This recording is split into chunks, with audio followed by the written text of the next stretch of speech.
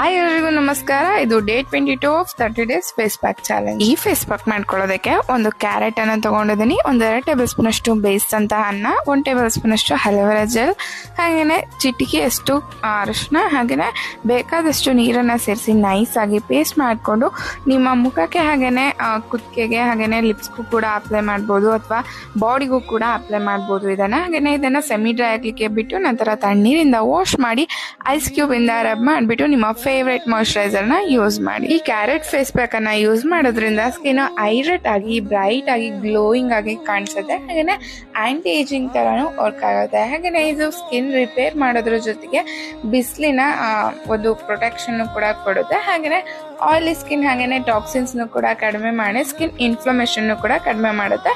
Use ಮಾಡೋದಕ್ಕೂ ಮೊದಲು patch test ಮಾಡೋದನ್ನ ಮರಿಬೇಡಿ. ನೆಕ್ಸ್ಟ್ ವಿಡಿಯೋದಲ್ಲಿ ಸಿಗೋಣ. ಅಲ್ಲಿವರೆಗೂ ನಮಸ್ಕಾರ. ಕರುನಾಡು.